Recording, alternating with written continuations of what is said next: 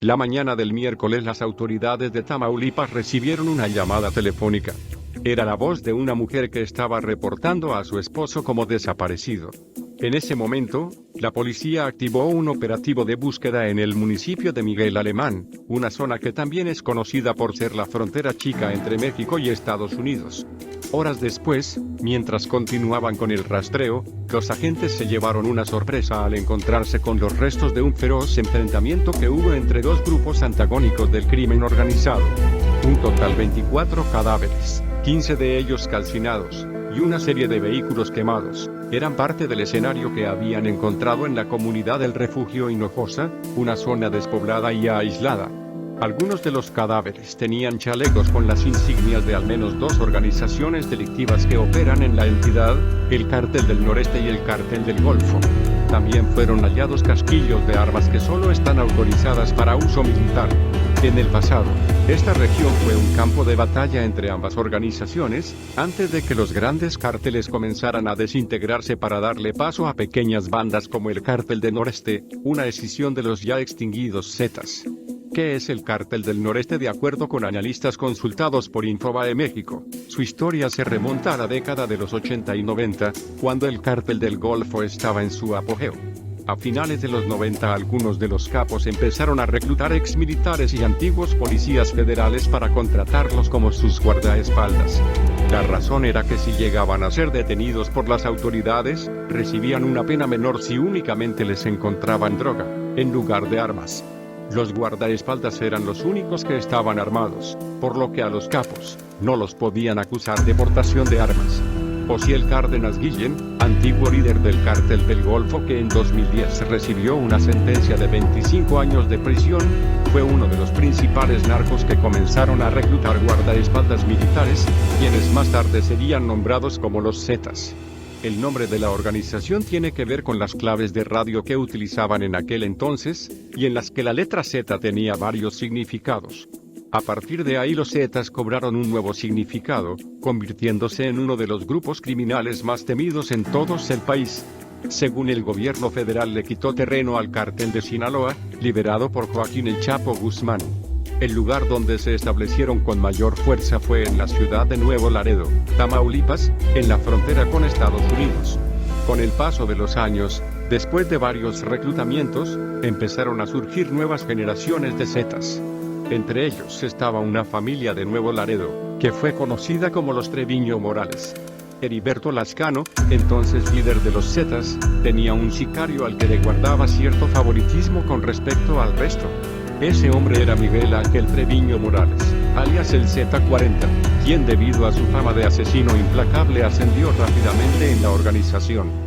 Los Treviño Morales se hicieron con el control de los Zetas después de que Heriberto Lascano fuera abatido durante un enfrentamiento contra la Marina, en octubre del 2012. Así se mantuvieron por algunos años, hasta que algunos de los fundadores de la organización que habían sido encarcelados en el pasado, comenzaron a salir de prisión. Algunos de ellos fueron el Rex, o Z12, y el Bravo 01, quienes fundaron el Cártel de los Zetas Vieja Escuela, cuyo objetivo principal era quitarle el control a los Treviño Morales. Es en ese momento cuando la organización se parte en dos y surgen los de la Vieja Escuela y el Cártel del Noreste. Este último grupo instaló su base de operaciones en la ciudad de Nuevo Laredo, aunque también tienen presencia en otros estados como Veracruz, Tamaulipas, Ciudad Victoria, Nuevo León, Monterrey y Zacatecas. Son un cártel muy fuerte, que además de estar esparcido en varios lugares es conocido por ser muy sanguinario en su forma de operar, explicó a Infobae México el periodista Ildefonso Ortiz. Para darse una idea del nivel de sadismo al que son capaces de llegar, basta con recordar un episodio que cimbró las calles del estado de Nuevo León el pasado 28 de noviembre. Esa mañana, casi de manera simultánea, aparecieron restos humanos en las inmediaciones de al menos 3 cárceles ubicadas cerca de la ciudad de Monterrey. En los 3 casos las partes humanas fueron halladas en circunstancias iguales, apiladas en recipientes portátiles para hielo y acompañadas de cartulinas que tenían mensajes intimidatorios escritos. Con el tiempo se supo que aquellos restos pertenecían a una sola persona. Se trataba del cadáver de Luis Reyes Enríquez, mejor conocido como el Rex, antiguo líder del Cártel de los Zetas Vieja Escuela. Se supo que su cuerpo había sido robado de una funeraria de Nuevo Laredo la noche del 27 de septiembre. Horas más tarde, el cadáver apareció desmembrado y decapitado afuera de las cárceles de Topo Chico, Apodaca y Cadereyta. Además del tráfico de drogas, el Cártel del Noreste también está involucrado en otros delitos como tráfico humano, robo de combustible, secuestro y extorsiones. Con respecto a este último delito, no son pocos los comerciantes de Nuevo Laredo que han denunciado cobros de piso por parte del Cártel del Noreste, quienes les exigen una especie de impuesto para poder seguir trabajando. En algunas ciudades se ha reportado que tienen igual o incluso más control que el gobierno local. Un ejemplo de esto se ve reflejado en la poca libertad de prensa que existe en Nuevo Laredo, en donde ningún periódico menciona el nombre del Cártel del Noreste. Distintas versiones señalan que los narcos han amedrentado a los medios de comunicación. Incluso ha sido reportado por algunos portales especializados como Breitbart News la existencia de los llamados enlaces, quienes actúan como portavoces entre los medios de comunicación y los cárteles del narcotráfico. Otra cosa que los ha hecho famosos es su habilidad para hacerse pasar como marinos o policías federales, pues se ha detectado que para salir a sus enfrentamientos se han disfrazado de militares o policías.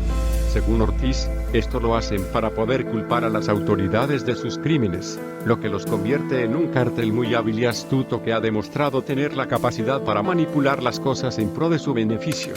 Esto quedó demostrado hace 2 años, cuando la Marina estaba combatiendo fuertemente al Cártel del Noreste en Nuevo Laredo. Coincidió que en aquel entonces se había esparcido el rumor de que los marinos estaban secuestrando a personas inocentes. Los medios locales empezaron a divulgar ese tipo de historias, las cuales en realidad estaban siendo impulsadas bajo presión por el crimen organizado. Las denuncias trascendieron a tal grado que Naciones Unidas, ONU, sacó una carta en la que se quejaba de las violaciones a los derechos humanos en Nuevo Laredo. El escándalo provocó que aquel grupo de marinos fuera retirado de sus funciones en aquel territorio, dejando el terreno libre para los cárteles.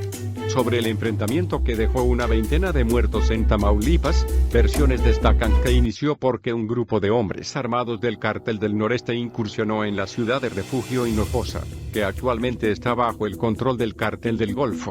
Las autoridades informaron que durante la contienda los cárteles utilizaron explosivos y lanzagranadas. Uno de los vehículos que quedaron en la escena fue una camioneta blanca con placas de Texas que tenía logotipos de la Armada Mexicana. Más información en el blog del narco.com.